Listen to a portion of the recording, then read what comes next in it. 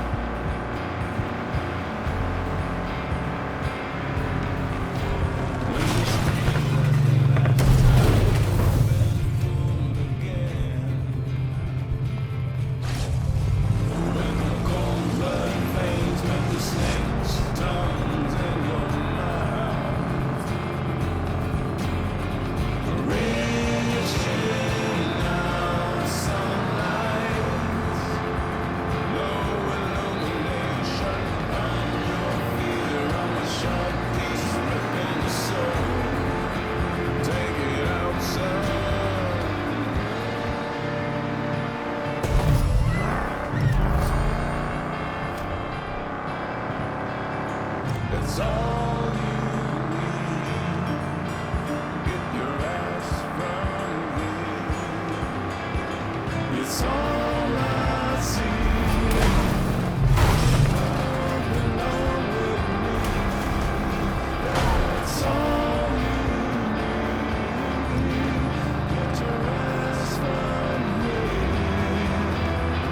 It's all I see. You don't belong with me. That's all.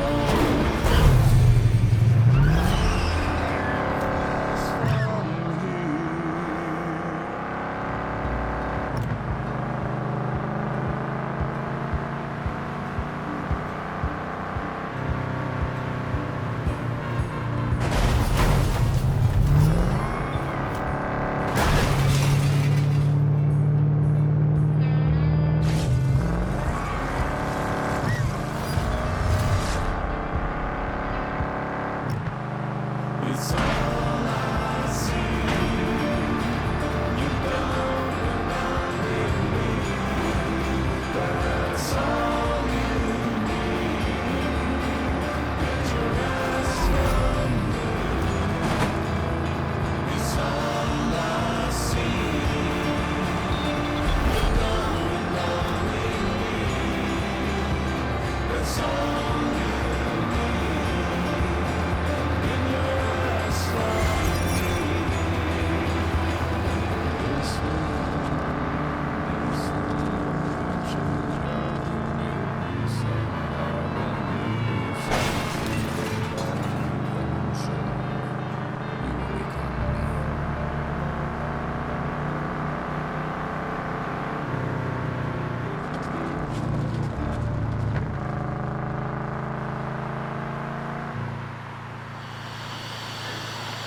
What the hell is happening to this country?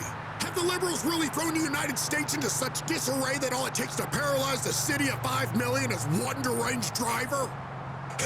Back in my day, the police would have just shot the psycho and no one would complain. But not today. Today, he's a hero. They've even given him a nickname, the Interstate Jackalope. What in God's name does that mean anyway? I bet some dope-loving red poet is already writing a poem lauding him. Well, I say he should be writing a eulogy. You know damn well old Steve Landry has zero tolerance for such bullshit. A psycho is a psycho, and he has to go. You hear me, scumbag? Steve's after you.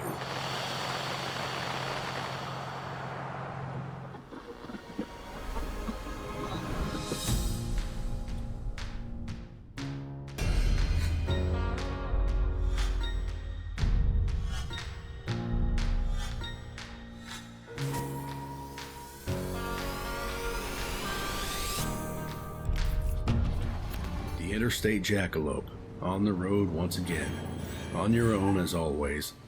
You wonder about the most important person in your life, your best friend, your life partner. The intimacy you shared was indisputable. For the longest time, you believed friendship and love are two different things, but they proved you wrong and everything changed. Today, you wouldn't have it any other way. Time to go now.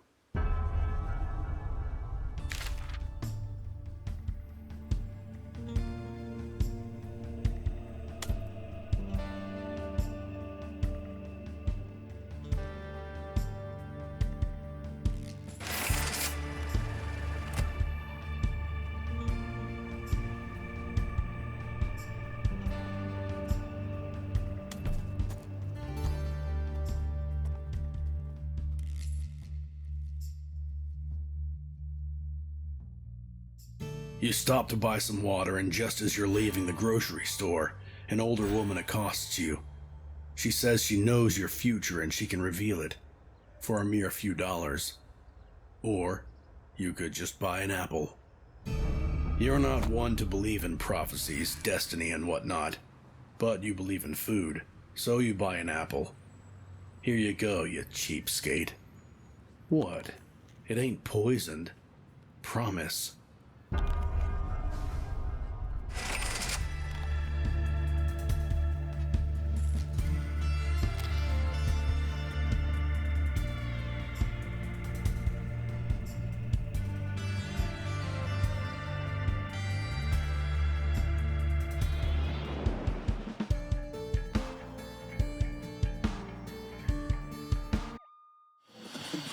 When my papa was sad, he'd make a face like he'd just smelled a horrible fart and go about his day. Mama, same. And if something really bad did, actually happen, my parents would be like, "Oh no, what is this? Sudden blindness." And they'd pretend nothing's happened. Like with Minnie's death. They flushed her down the toilet when I was at school. But did it ever occur to them to invite me to her funeral? Nope. Instead, they lied to me that she's still alive. She's swimming in the Bahamas, hon. Yeah, right. I know she's dead, motherfuckers. Sis had told me last week.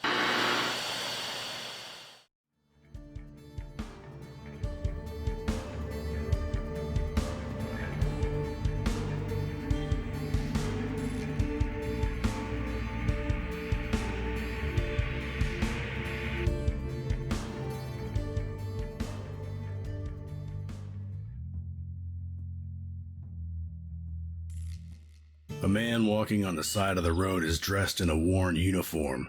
It's obvious he served in Vietnam and that he's been on the road for many days. When you propose a ride, he laughs. You made him this offer many times before, and will offer it many times in the future, he says, but he must refuse. He swore to walk this country far and wide, to find out if it was worth his boys' lives.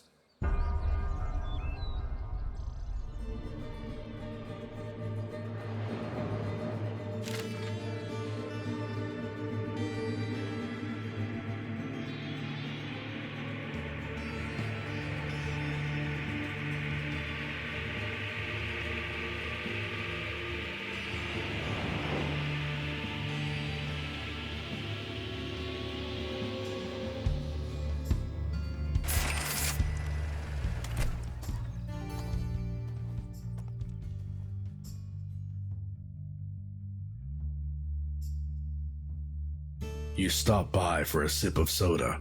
You had no intention of laughing at the kid, his stupid mask, and his stupid cape, but you did. The situation escalated. Now you're standing in the corner of a wrestling ring located in a defunct cold room in the back of a convenience store. A 12-year-old lion glares at you with rage. His friends are chanting, "Fight, fight, fight." You can easily win the fight and the money. You can also lose. Because why would you beat a 12-year-old kid in front of his potential future girlfriend?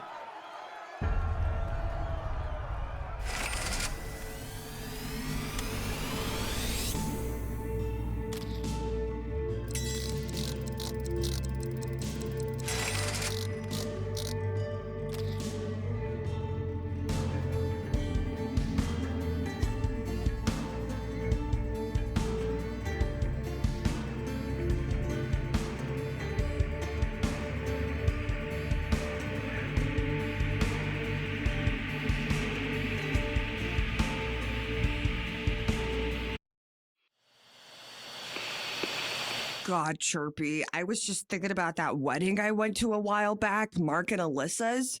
Who in their right mind would want to chain themselves to some other person until they die? Am I right? Also, who the hell marries their best friend? One of life's greatest mysteries.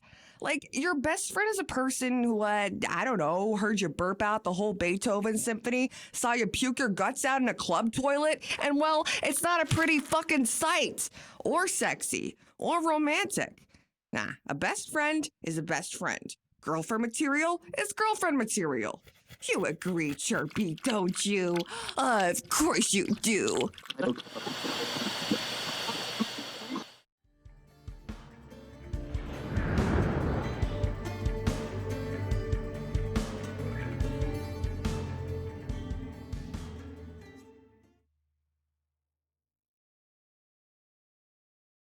A man was lying on the road, seemingly unconscious.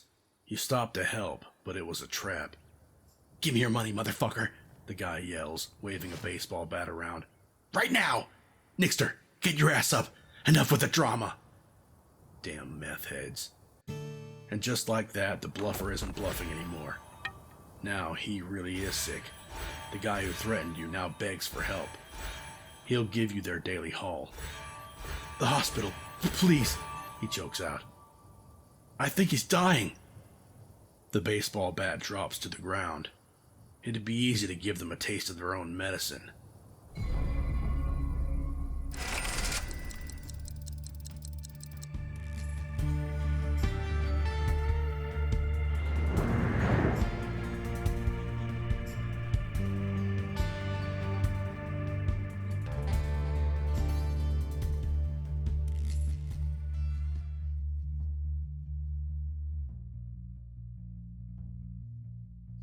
The road before you is wide and empty. The night is peaceful, and Meltdown FM is playing your song.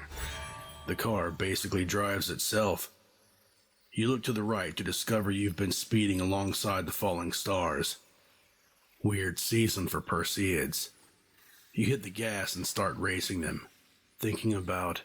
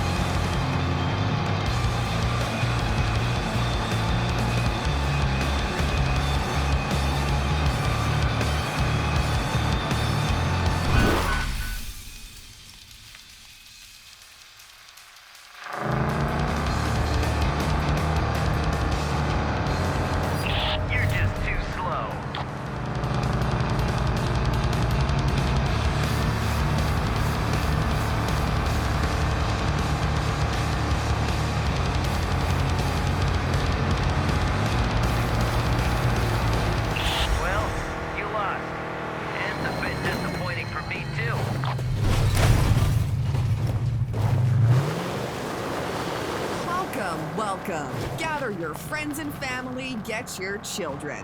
Have you ever felt like there's not enough time in the day? You try to vacuum, but your arm muscles give up and your armpits get all sweaty? Have you got sweaty armpits? Then you better take a shower, man, but also invest in Riley Snort. It's the best stuff on the market, for real. And it's like available in all rainbow colors. Damn, whoa! Call 0696969. That is 069. I don't like repeating myself. If you didn't get that, you're lost, man. Don't do drugs. You deserve cocaine. Also, send help. My dealer makes me do these stupid commercials because he's funding the station.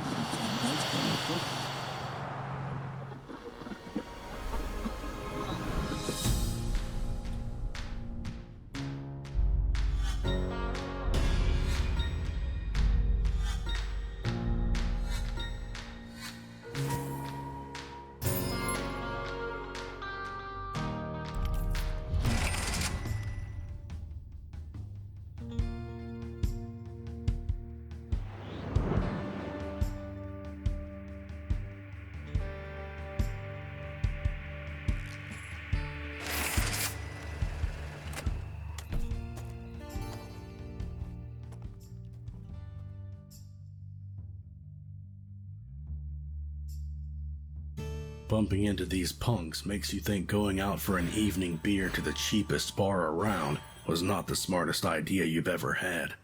But there's no hostility in the girl's voice.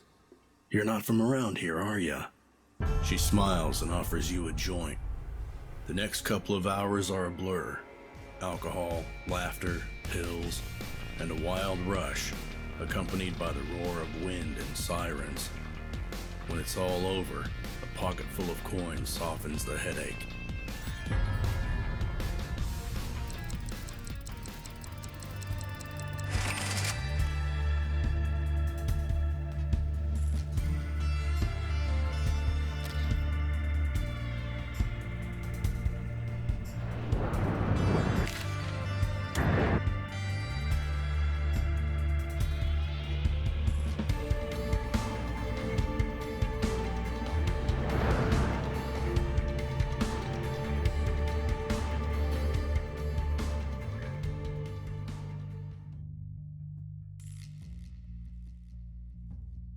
Your journey is quiet for a change.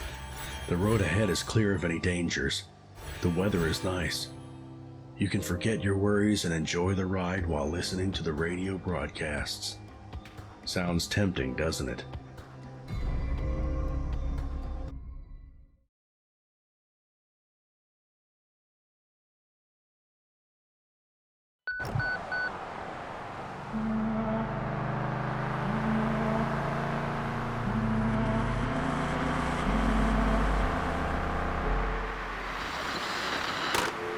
Tell you how to live. Steve freaking Landry, a true American, a devout Christian, a patriot, a father and a husband, an entrepreneur who created the most powerful conservative talk radio in the country. From scratch. Congressmen, senators, lobbyists, presidential candidates, TV evangelists, media personalities, actors, producers, everyone knows who Steve Landry is. They're listening right now, along with 3 million other Americans. A proud white American with a gun and strong conservative views. That's who I am, you left-wing scum. Your worst nightmare.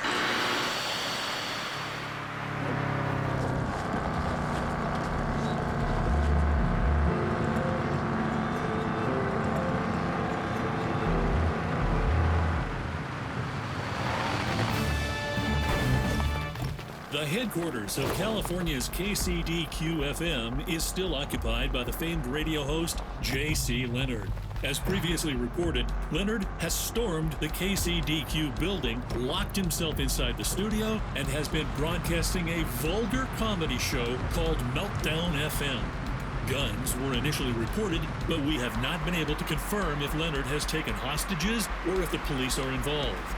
In recent years, J.C. Leonard has become one of the most popular radio personalities in the country, awarded with 2 Golden Microphone Awards. He disappeared from public life 3 weeks ago after an on-air mental breakdown during which he confessed to drug abuse, pornography addiction, sodomy, marital infidelity, and hatred towards dogs.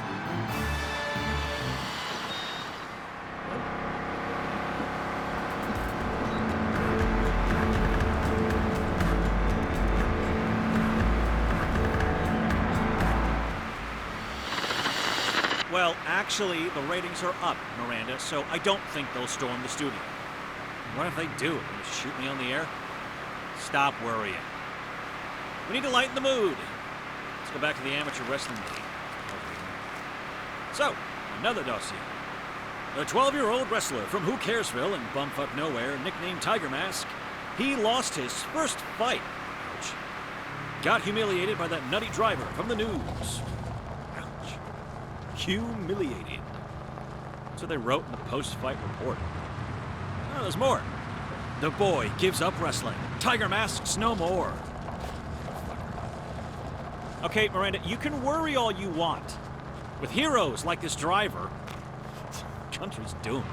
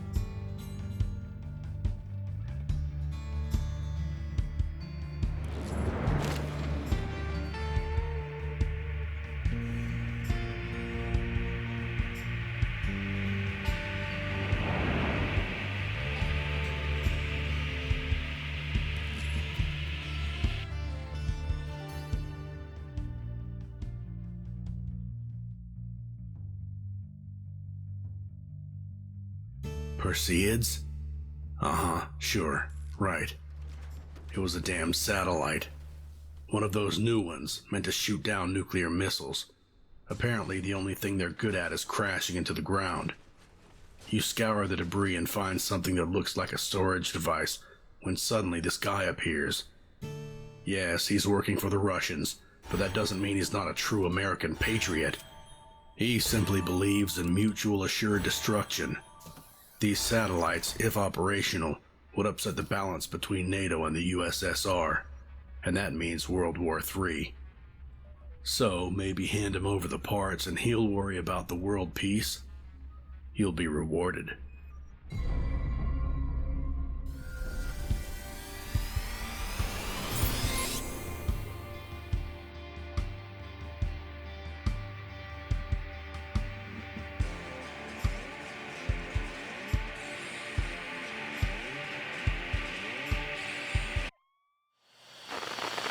Open your eyes, people! This Jack and Crook guy's a spy for the Ruskies.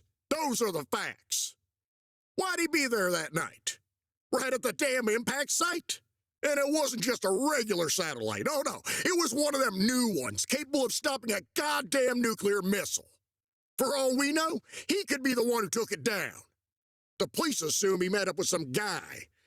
Probably a spy, too. Exchanged plans and information. That's not enough for you?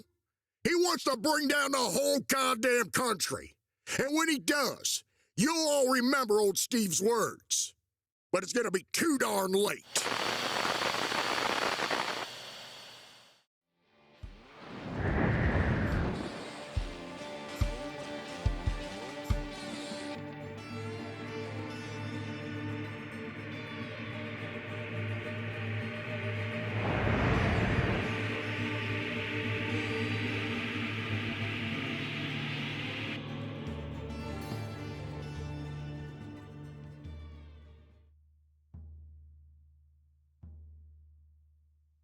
amusement park must have been abandoned years ago. Still, you decided to go past the turnstiles. Why? You're not exactly sure. The place seemed quiet and safe. Maybe that's why. You follow the strong smell of incense and find a seer's tent. There's no one inside. Only one thing left behind. A single tarot card. You freeze. There's a deeper meaning to it. It symbolizes... It's the devil. You break into a cold sweat.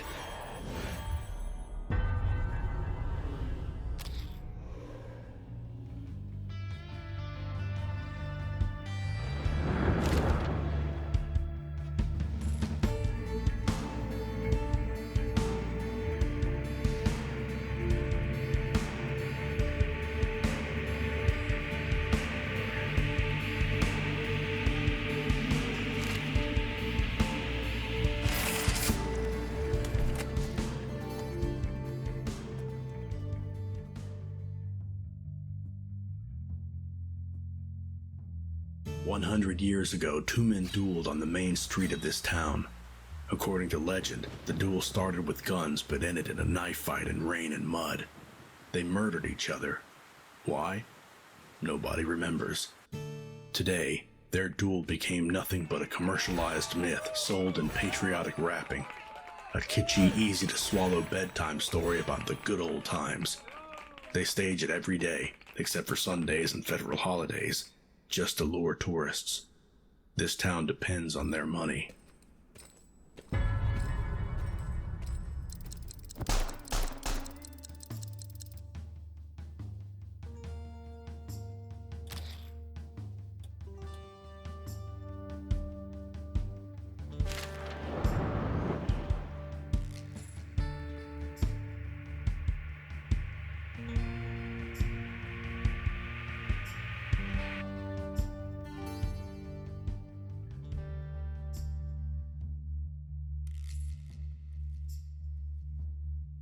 Your first instinct is to run, but you're curious what's with that weird-looking cop.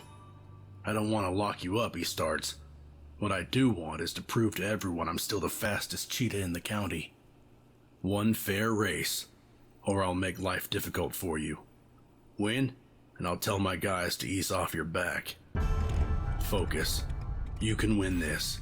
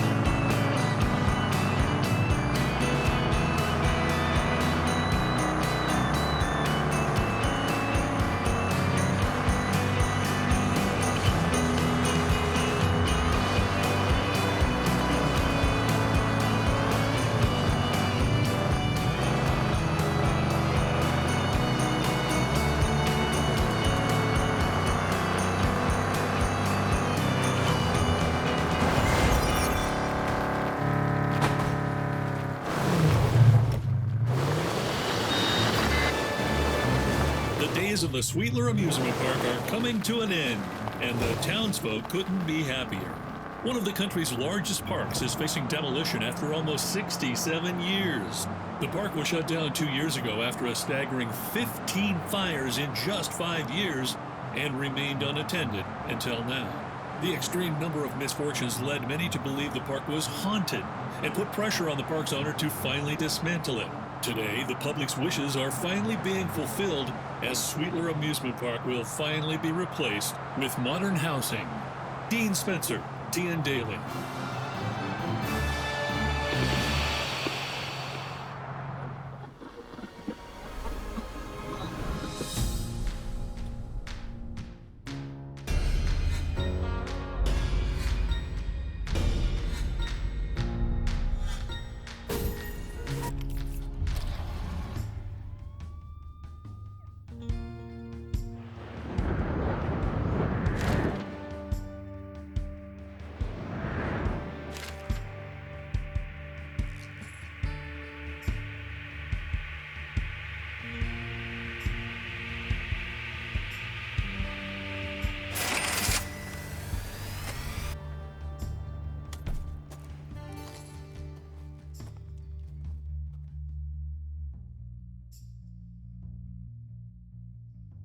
At the first glance, they appear to be a group of colorful hippies, but when they block your path, you realize they're not hippies. They're just trouble. These junkies are so high you have no doubt you'll win the fight. But are you willing to attract attention just to save a few bucks?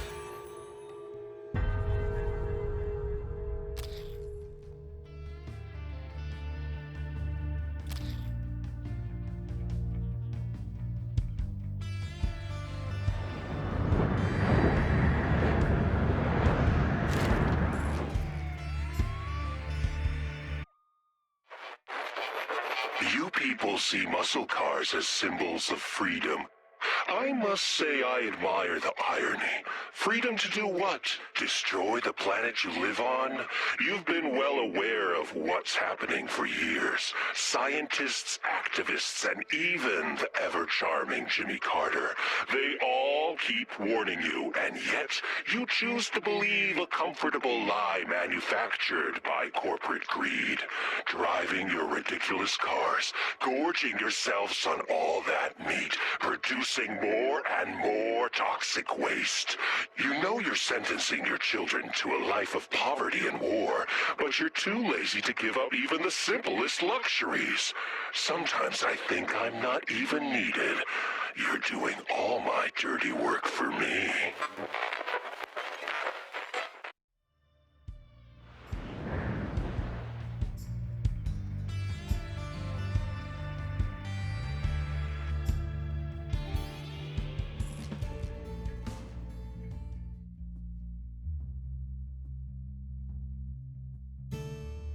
You see a man outside the junkyard. He can't get up, so you help him out.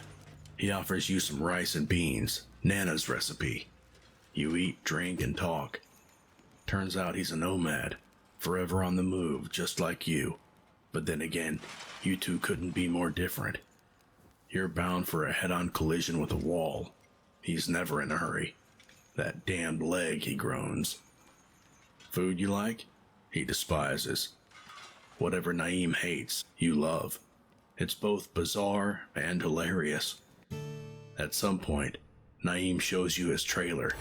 He's leaving tomorrow and doesn't beat around the bush. He likes you.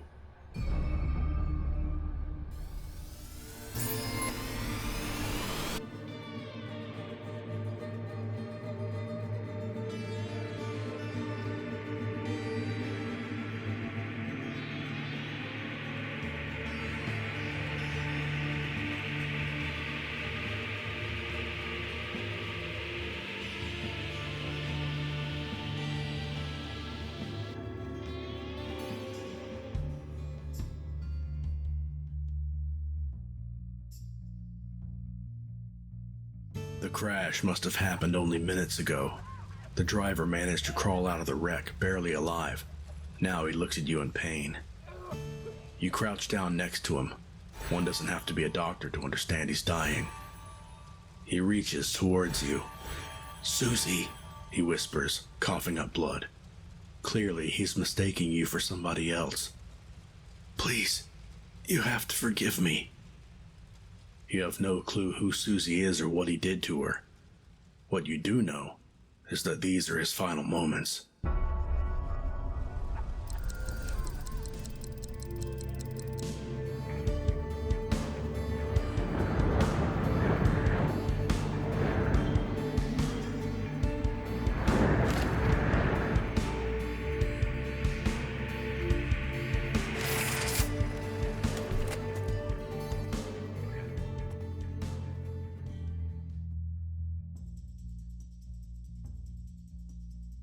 It's been a while since you've been to a drive-in theater. They're playing this famous movie about a little girl possessed by the devil. The priests are about to perform an exorcism. The demon speaks and it sounds as if it's talking directly at you. Coward, always running. Facing reality would crush you. The movie continues as if nothing happened. Slowly you calm down. It's just exhaustion. Must be.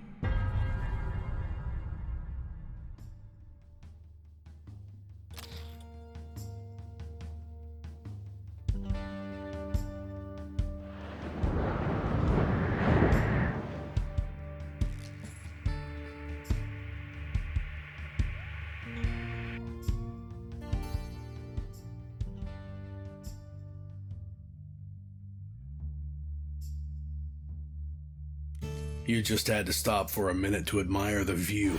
It's calm, beautiful. The police car catches you off guard, but the cop isn't trying to arrest you. Yet?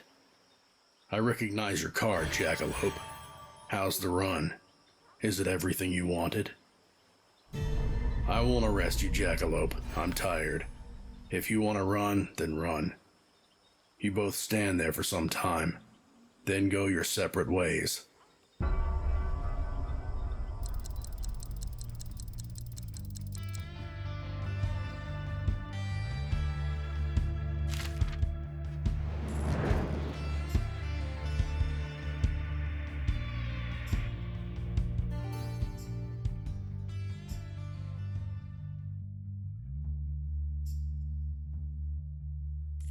Of course you gave her a ride. She seemed like a rainbow in human form.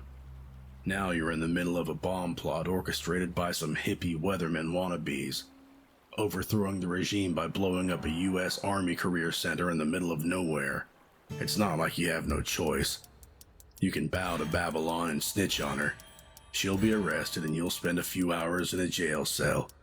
But then again, you could come along for the ride. Stay put. Wait for her to plant the bomb, then drive. Fast. Sounds tempting, doesn't it?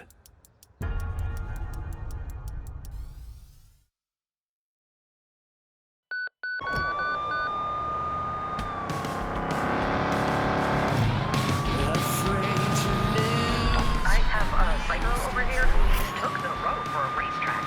I'm gonna stop him. Over.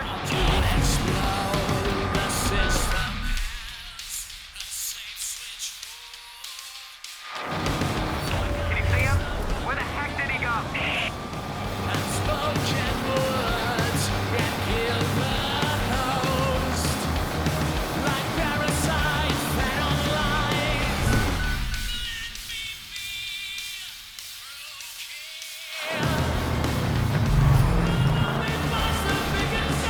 I know MC, but judging by his driving, the guy's a fruitcake.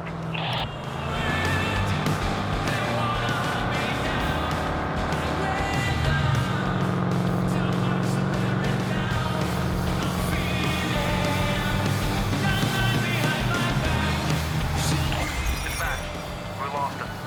Perp left the county.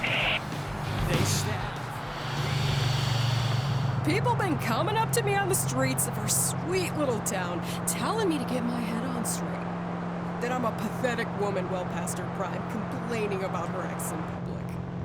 They're saying that I can't deal with the simple truth. He doesn't love me anymore, and I should just deal with the fact that he's kicked me out of his life. Oh, honey, he did do his fair share of kicking, believe you me. But saying it out loud, On the radio? Well, that's just unimaginable to you, isn't it? A man is not to be criticized, even if he beats you. It's your fault for just being alive, I suppose? Oh, please.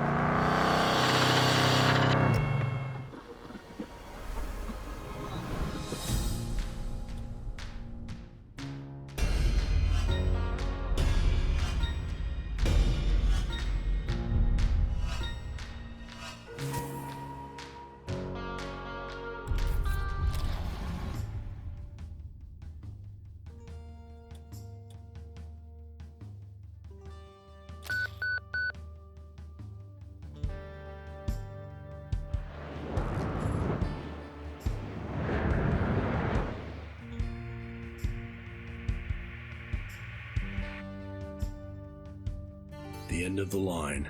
Again. The opponent's here as well. You can hear a steady, passive-aggressive roar of the other car's engine. Who is your rival anyway? Where did they learn to drive? How long have they been waiting? How did they know you're coming? None of this matters. You just want to finally win this race. You almost succeeded last time. This time around, you'll be smarter, faster. This time, you'll make it.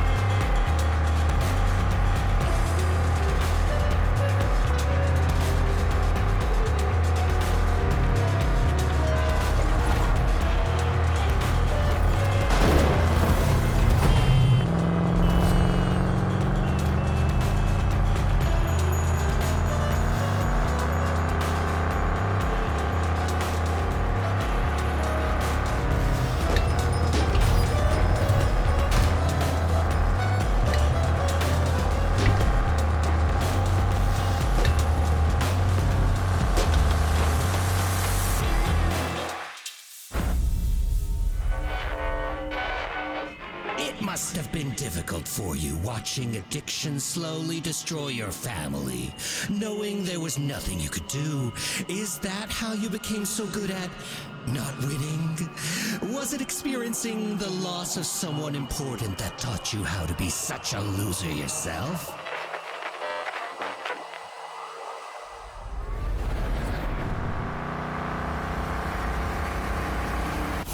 That glare, that voice. Not again. As you fall into the abyss again, you realize your failures were no coincidence. Something's up. Someone's stopping you from defeating this strange driver. And unless you win, you'll be stuck in this loop. Why is this happening? What's with that voice? Why can't you remember your past? Questions still echo in your mind as everything around you grows darker. I have to try again, is your last thought before dying.